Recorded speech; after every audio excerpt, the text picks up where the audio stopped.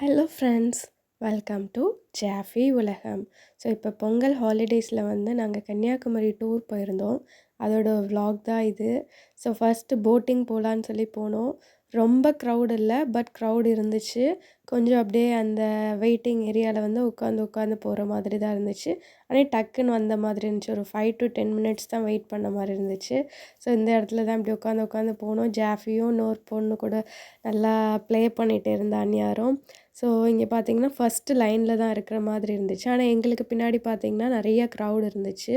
அதுக்கடுத்து வர்றப்பலாம் இந்த வெயிட்டிங் ஏரியாவே ஃபுல்லாயிருச்சு. ஸோ அங்கே இருந்துட்டு திருப்பி வெளியே கொஞ்ச நேரம் ஸ்டாண்ட் பண்ண வச்சாங்க. அங்கேருந்து லேடீஸ் தனியாக, ஜென்ட்ஸ் தனியாக ஸ்ப்ளிட் பண்ணி நிற்க சொன்னாங்க. ஸோ இந்த இடத்துல பார்த்தீங்கன்னா அலைலாம் நார்மலாக வந்து நிறைய போட்லாம் நிற்கிறது தெரிஞ்சிச்சு. பார்க்க வந்து ரொம்ப நல்லா இருந்துச்சு. ஸோ இது எப்போ டைமிங் பார்த்தீங்கன்னா மதியானம் ஒரு 2:15 2:30 கிட்ட இந்த மாதிரி இருந்துச்சு.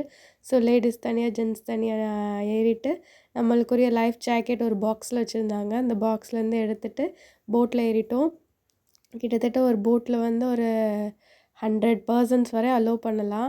பட் இப்போ வந்து அதிகமான க்ரௌடுங்கிறதுனால 150 வரையும் சிட்டிங் ஃபுல்லாகியும் ஸ்டாண்ட் பண்ணியிருக்கிறது ஒரு 50 பேர் 40 பேர்கிட்ட ஸ்டாண்ட் பண்ணி நிற்கிற அளவுக்கு ஆள் இருந்துச்சு ஃபுல்லும். அவ்வளோ போட்டில் வந்து ஆள் ஏற்றுனாங்க. அதுக்கேற்ற மாதிரி மக்கள் கூட்டமும் நிறையா இருந்துச்சு. 3 போட் இருந்துச்சு. மாற்றி மாற்றி ட்ரிப் அடிச்சுட்டே தான் இருந்துச்சு. அப்படியும் வந்து க்ரௌடு குறையவே இல்லை, வந்துட்டே தான் இருந்துச்சு. எல்லா பீப்புளும் அந்த ஹாலிடேஸ்க்கு எங்கேயாச்சும் போகலாமேன்னு சொல்லி வந்துட்டாங்க. ஸோ விவேகானந்தர் ராக்கை ரீச் பண்ணிட்டோம். அங்கே என்ட்ரன்ஸில் வந்து 30 ருபீஸ் சார்ஜ் பண்ணுறாங்க. ஸோ முன்னாடி நாங்கள் வந்திருக்கோம். அந்த டைம்லலாம் இந்த மாதிரி கிடையாது 30 ருபீஸ் சார்ஜு. இப்போ வந்து 30 ருபீஸ் விவேகானந்தர் ராக்குள்ளே நம்ம விசிட் பண்ணுறதுக்கு என்ட்ரன்ஸ்லேயே சார்ஜ் பண்ணுறாங்க. ஸோ 30 ருபீஸ் எடுத்துகிட்டு அப்படியே நாங்கள் வந்தோம். எங்களுக்கு சைடில் ஒரு க்யூ நிற்கிது பார்த்தீங்களா, அது எந்த க்யூனா திருப்பி அவங்க போட்டில் ரிட்டன் அந்த பிளேஸ்க்கு போகிறதுக்காக உள்ள க்யூ. இங்கே வந்து ஒரு குட்டி பாண்ட் மாதிரி இருந்துச்சு. அதில் வந்து கொஞ்சம் ஃபிஷ்ஷாக நிறைய விட்டுருந்தாங்க. ஜாஃபி அதை பார்த்து விளாண்டுக்கிட்டே இருந்தா. அந்த இதுதான் இது. அப்புறம் அந்த சைடில் உள்ள க்யூவே பார்த்திங்கன்னா ரொம்ப லாங் க்யூவாக இருந்துச்சு. ரிட்டன் போகிறதுக்காக அவங்க நின்றுட்டுருந்தாங்க. சரி நம்ம நல்லா சுற்றி பார்த்துட்டு போகலாமேன்னு சொல்லி ஸ்லிப்பரை கீழே கழட்டி வச்சுட்டு வந்தோம்.